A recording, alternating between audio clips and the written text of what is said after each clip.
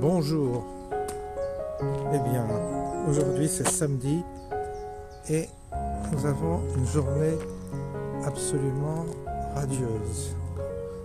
C'est la première journée d'été et là en t-shirt dehors, il est 7 h du soir. Bon bah c'est bien. Alors, ah bah ça y est, le maître est rentré. Eh oui, bah alors ton maître est rentré? Hein? Tu veux manger quelque chose? Hein? On va te donner quand même à manger. Hein? Elle est là, la gamelle. Oui, oui. Y'a personne. Ah bah oui, hein? Bah oui, à la fin. Allez. Ah bah oui. Mais oui. Ah oui, elle est gentille là, ce soir. Mais oui, mais oui.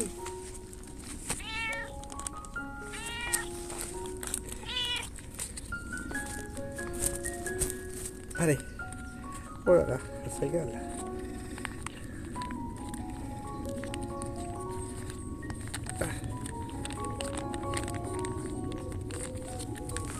Voilà. Bon bah ça sera le dernier. Hein? Ce sera le dernier. Hein? Voilà. Non, on attaque. Ça y est. Vous voyez, c'est le chapeau d'été. Le chapeau de la campagne. Donc le maître est rentré. Donc du coup, Cannelle, je vais plus avoir à les nourrir. Il y a le relais qui est là. Enfin, comme j'avais pris du pâté, je vais donner quand même. Voilà, donc, qu'est-ce que je peux vous dire d'autre? Que il y a des messages qui nous sont envoyés, subliminaux, subliminaux, comment on dit, qui nous sont envoyés pour nous préparer au conflit armé contre la Russie. Nous y sommes. Ça y est, c'est parti. Ils vont dérouler leur plan. Je suis sûr qu'on va retrouver derrière un cabinet bis style McKinsey qui va orchestrer ça admirablement, comme pour la crise sanitaire. Il faut obtenir le consentement de la population. Donc on va commencer à faire jouer les différents intervenants, spécialistes, experts en expertise, généraux, tout ça pour vous dire que c'est fatal, Poutine va attaquer la France. Ça va être ça l'argument. On vous a dit pour la maladie, on vous a dit bah, vous allez être tous malades, vous allez tous mourir. Bah là, pareil, on va vous affoler, on va vous paniquer en disant que voilà, il faut défendre nos libertés. Puis il faut défendre nos libertés contre Hitler, parce que Poutine c'est Hitler. Hein. Ça y est, c'est parti. C'est rentré dans les esprits. Donc 90% de la population va penser comme ça. Bon, les gens, ils vont dire, les enfants vont être convaincus. Enfin, les Français, parce que les autres, ils sont quand même, ils sont un peu moins cons quand même. Ils se laissent moins manœuvrer, manipuler que les gogos là, qui se sont précipités pour se faire pic-pic et qui vont encore se précipiter pour, écoute mon fils, ma fille, il va falloir t'engager en tant que réserviste tout au moins, parce que on risque d'avoir besoin de toi à l'arrière. Personne ne sera au fond, on vous dira que c'est pour être à l'arrière, pour assurer une intendance, c'est ce qu'ils vont vous dire. Évidemment pas pour le fond, on enverra des militaires de métier, des durs à cuire, mais on va avoir besoin de population à l'arrière pour justement assurer l'intendance, etc. Donc je vois le truc se dérouler devant moi, sans être forcément prophète, mais je le vois se dérouler. Et je vois dans les familles, tu te rends compte, tu vas pas être collabo. Regarde ceux qui ont collaboré, les méchants qui ont collaboré avec Hitler. Bah nous, on va pas collaborer. Donc on va s'engager, on va être dans la résistance. Donc on va se battre pour notre pays, pour défendre nos libertés. Et le narratif va être répété, répété, répété sur tous les médias, sur toutes les fréquences, avec des gens avec du charisme, des actrices, des acteurs, des chanteurs, des chanteuses, etc. Il faut y aller, les enfants, il faut défendre la liberté. Donc il faut que vous envoyiez les boomers, il faut envoyer vos petits-enfants à la guerre, quoi, pour protéger votre tranquillité quand même. Et oui, c'est comme ça. C'est comme on a envoyé les enfants se faire pic-pic. Les parents n'ont eu aucun scrupule pour envoyer leurs enfants se faire pic-pic. Ils sont tous allés, la fleur au fusil, parce que c'était pour les autres qu'on le faisait. Les enfants ne se sont pas fait pic-pic pour eux, parce qu'il y avait zéro décès, zéro malade chez les enfants. Mais c'était pour protéger les anciens, pour protéger les boomers. Donc pour protéger les boomers, on a fait pic-pic les enfants. Et puis les boomers, ils étaient contents que les enfants ne puissent pas leur attraper. Donc ils s'en foutaient qu'ils soient malades, qu'il y ait des conséquences pour eux dans un futur proche ou lointain. Ça leur était égal. L'essentiel, c'était eux qui soient protégés d'une éventuelle contamination. Bon, là, c'est pareil. Il faut qu'ils aillent défendre le pays. Hein. Il faut qu'on puisse continuer à vivre tranquillement, aller sur la Côte d'Azur, profiter un peu de nos derniers jours. Pour ça, il faut que les enfants sacrifient. On leur a laissé une dette de 3 milliards. On va leur donner, on va leur apprendre ce que c'est que l'armée, c'est bien.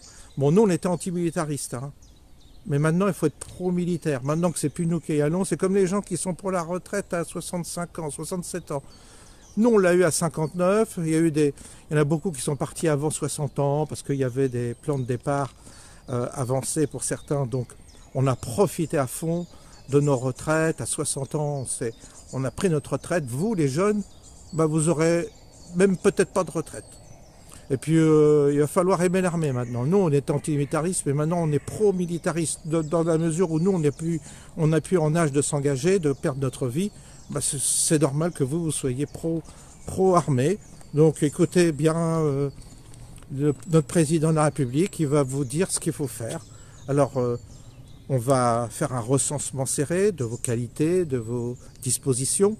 On va prendre les meilleurs, bien entendu. Et puis... les rebuts, on les laissera naviguer où ils veulent, hein, comme toujours, trafiquer, violer. C'est comme ça que ça va se passer. Les meilleurs d'entre nous vont partir à la guerre. C'est bien, hein, c'est une sélection naturelle. Et puis, il y aura le consentement, parce que pour activer le plan, il faut toujours le consentement du peuple. C'est un truc. Ça fait partie du rituel. Il veut que Satan, il veut que tu signes pour vendre ton âme. Et il te demande ton consentement, Satan. Bon, là, il va falloir le consentement, mais ils vont l'avoir sans problème. On a une population tellement anesthésiée et complètement à la masse que ça va y aller, ça va suivre. Il ne faut pas se faire de soucis. Et donc, voilà un peu ce qui nous attend. Il y en a qui disent, ah oui, mais c'est pas pour tout de suite, c'est pour peut-être dans 2, 3, 4 ans. Ah oui, peut-être, certainement. Donc on peut vivre, pour profiter encore de la vie. On peut bien profiter en attendant que ça nous tombe dessus. Vous voyez, c'est formidable notre monde, notre société. Tout est facilement planifiable. Il ne faut pas être très intelligent pour repérer les séquences qui vont nous arriver. Il suffit d'avoir un peu de jugeote. On a eu l'ingénierie sociale qui a été bien éprouvée, bien expérimentée avec le Covid, donc pas de raison que là ça ne marche pas, ça va marcher encore mieux, on va être encore plus efficace, côté endoctrinement. Il y a Thibault, le youtubeur qui a 15 millions d'abonnés, là bientôt il va faire la promotion de l'armée, tout ça. Il y a beaucoup de jeunes qui le suivent, des jeunes très bien. Donc pas de souci. Alors les jeunes, parmi les Ukrainiens, il y en a qui se sont tirés. Ils vont être rattrapés, donc il va falloir qu'ils partent de l'Europe, parce que les 800 000 qui sont partis, eux, ils vont pas se battre pour leur pays. C'est normal que nous, Français, on se batte pour leur pays, et qu'eux, ils se battent pas pour leur pays. Donc eux, ils vont aller immigrer peut-être aux États-Unis, ou je ne sais où. Ils vont partir de l'Europe, parce qu'ils vont être peut-être réquisitionnés, peut-être pas même. Et parce qu'on va recenser qui? On va recenser ceux qu'on peut recenser. Les autres qui sont là d'une manière un peu clandestine, ils vont pas pouvoir être recensés. Donc qui va rester? Ceux qui ne sont pas recensés. Et ceux qui sont recensés, ceux qui ont tout déclaré, qui cochent toutes les cases du bon citoyen, bah eux, ils vont y aller en première ligne. C'est normal, c'est logique, c'est comme ça. Ça a toujours été comme ça. La chair à canon. Et donc on va se battre pour les intérêts, parce que figurez-vous que 3/4 des terres ukrainiennes appartiennent à BlackRock aux États-Unis. Donc les États-Unis, ils vont nous dire, bon, continuez à acheter vos dettes et on continue à vous donner, les agences de notation vont peut-être pas nous donner une trop mauvaise note pour que on se sacrifie pour eux. Ça sera le marché en fait. Macron il dit, bah écoute, j'envoie mes gars à la guerre pour défendre vos intérêts, vous Américains, en contrepartie, vous ne nous donnez pas une trop mauvaise note pour pas qu'on soit complètement sous l'eau au niveau du remboursement de notre dette. Donc on tient notre dette comme ça. Il y a un contrat qui est passé avec les États-Unis, les agences de notation, le pouvoir profond, et puis bah les intérêts américains vont pouvoir par procuration sacrifier la population européenne pour défendre leurs intérêts qui sont investis en Ukraine, parce que 3/4 des terres appartiennent aux anglo-saxons. Nous on n'a rien, on n'a aucun intérêt, mais c'est pas grave. On se bat pour la liberté, et Poutine va nous envahir. Les Russes vont nous envahir. Oui, c'est ce qu'il a dit, Thierry Le Breton. Ça fait longtemps que Poutine veut nous envahir. C'est pour ça qu'on passait avec eux des contrats d'armement et tout ça. Parce qu'on était tellement persuadés qu'il allait nous envahir qu'on lui vendait même des armes. Mais c'est pas un problème. On n'est pas une contradiction près, une incohérence près. De toute façon, les gens, il y a tellement d'injonctions contradictoires que les gens sont prêts à tout digérer, tout avaler. Ils sont au point zéro de l'intelligence tout de suite. Donc, aucun espoir de ce côté-là. Aucun espoir du côté de la population. Bon, on va vous divertir avec des petits faits sociaux, des faits divers, comme la jeune de Geox, tout ça. Ça fait partie du panel de diversion, pour vous divertir de l'essentiel, qui est de vous engager dans une guerre et de vous sacrifier dans une guerre qui ne vous concerne pas. Mais le mal on a besoin de sang. Quelque part, le mal absolu réclame le sang, réclame le sacrifice. Sacrifice de milliers et de milliers d'hommes pour obtenir certainement quelque chose que j'ignore. Mais ça fait partie aussi d'un marché. En contrepartie du sang versé, il y aura des choses qui seront obtenues. C'est une forme de grand rituel, de grande messe qui va être faite en Europe, où le sang va vraiment se répandre partout. Voilà à quoi nous, dans ce paysage formidable, en plus cette heure-là est fantastique, à la tombée du jour comme ça, ben voilà ce qui nous attend. Qu'est-ce que je voulais que je vous dise? On a tous les ingrédients et je vais vous pointer tout au fur et à mesure que ça va venir. Je vais vous dire, ah tiens, celui-là ça correspond à ça. Là on a eu le sondage qui est évidemment qui n'est pas un vrai sondage, mais c'est un outil de propagande, j'ai déjà expliqué. Bon, bah après vous aurez le Cornu qui commence à vous parler de recensement des mineurs, les hommes, les femmes. On va prendre les femmes aussi. C'est fini que les hommes maintenant. Et puis on va ensuite mettre en place un système de recrutement. Engagez-vous. Bon, on va s'arranger pour qu'il y ait un peu plus de chômage. On va s'arranger pour qu'il y ait un peu plus de précarité, pour que les jeunes, désespérés de ne pas pouvoir trouver un emploi ou une raison de vivre, puissent s'engager dans l'armée. Ça va être l'avenir. On va vous présenter on va vous faire des belles. Alors là, par exemple, tout ce que j'ai remarqué, tout ce qui est pub pour l'armée, c'est que des blancs. Bizarre. Dans toutes les pubs pour vous vendre des bagnoles, tout ça, on joue la mixité. Mais pour l'armée, c'est que des garçons qui sont blancs. Bizarre. Ou des filles qui sont blanches. Il n'y a pas de mixité là, bizarrement. Vous m'expliquerez. Voilà où nous en sommes. Bah, maintenant, pour ceux qui n'ont pas compris, pour ceux qui captent rien, bah, c'est pas grave. Au contraire, vous avez de la chance. Parce que vous vivez comme des inconscients. C'est peut-être presque mieux. Il y a deux manières de vivre plus heureux. C'est d'être idiot. Alors ça, c'est une condition. Quand vous êtes complètement idiot, vous êtes beaucoup plus heureux. Ou être dans le déni. Ça revient au même, quasiment. On va voir si ce soir, il y a des chevreuils comme la dernière fois. Ah, c'est agréable. Hein. Je suis vraiment content de partager ce moment-là avec vous. Vous voyez, je vais un peu mieux. Je suis plus... L'énergie revient. J'ai mangé beaucoup de viande. Ça m'a fait du bien pour me reconstituer. parce que il fallait. Et là, ça va mieux quand même. Bon. Un problème au doigt, mais ça va s'arranger, j'espère. Bref, il y a toujours un petit truc qui cloche. C'est ça le corps humain.